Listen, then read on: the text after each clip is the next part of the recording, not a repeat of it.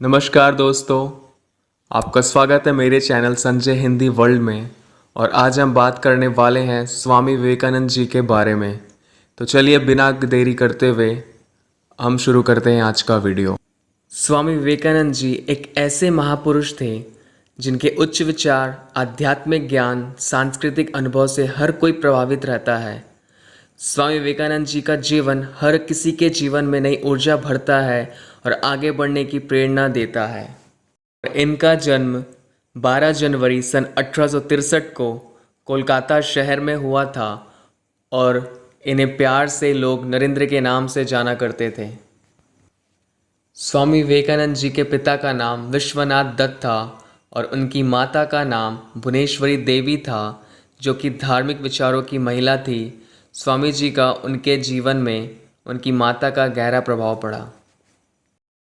स्वामी जी की बुद्धि बचपन से ही तीव्र थी और परमात्मा को पाने की भी लालसा थी। इसलिए वो पहले ब्रह्म समाज में गए, किंतु वहाँ उनके मन को संतुष्टि नहीं मिल पाई। 1884 में श्री विश्वनाथ दत्त की मृत्यु हो गई और पूरे परिवार की जिम्मेदारियों का भार स्वामी जी के कंधों पर आ गया। घर की स्थिति ठीक न होने के कारण भी वो अतिथियों को खाना खिलाते और खुद भूखे रहते थे। स्वामी जी बीए की डिग्री लेने के पश्चात नौकरी की तलाश में भटकना पड़ता था। फिर भी सफलता हाथ न आने के कारण वे निराश होकर नास्तिक बन गए। रामकृष्ण परमहंस की प्रशंसा सुनकर नरेंद्र उनके पास पहले तो तर्क करने के विचार से ही गए थे, परंतु परमहंस जी ने उन्हें देखते ही पहचान लिया कि ये तो वही शिष्य है जिसका उन्हें कई दिनों से इंतज़ार था। परमहंस की कृपा से उनको आत्मा साक्षात्कार के दर्शन हुए। नरेंद्र परमहंस जी के शिष्यों में प्रमुख हो गए। संन्यास लेने के बाद इनका नाम विवेकानंद हुआ। गुरु के प्रति ऐसी अनुरूप भक्ति और निष्ठा के प्रताप से ही वे अपने गुरु के शरीर और उनके दिव्यतम आदर्शों के उत्तम सेवा कर सके। नरेंद्र जी 25 वर्ष की अवस्था में गेरुआ वस्त्र पहन लिए। उसके पश्चात उन्होंने पैदल ही पूरे भारतवर्ष की यात्रा की। सन 1893 में शिकागो, अमेरिका में विश्व धर्म परिषद हो रही थी, जिसमें स्वामी विवेकानंद जी ने भारत के प्रतिनिधित्व के रूप में हिस्सा लिया था। यूरोप व अमेरिका के लोग उस समय भारतवासियों को हीन दृष्टि से देखा करते थे।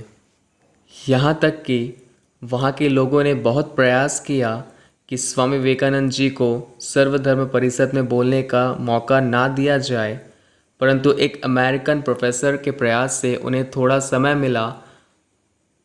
किंतु उनके विचार सुनकर सभी विद्वान चकित हो गए। फिर तो उनका अमेरिका में बहुत ज़्यादा स्वागत किया गया। धर्म संसद खत्म होने के बाद अगले 3 सालों तक स्वामी विवेकानंद जी अमेरिका में वेदांत की शिक्षाओं का प्रचार और प्रसार करते रहे।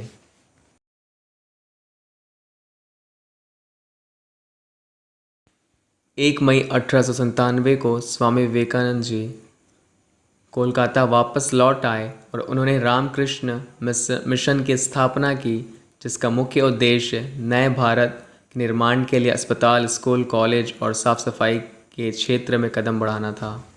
उसके पश्चात स्वामी जी बहुत से जगहों पर गए, समाज व देश को मजबूत करने के बहुत सारे कार्य किए। इस दौरान उनका स्वास्थ्य कई बार खराब होने लगा, जिसके पश्चात उन्हें कई बीमारियां होने लगी।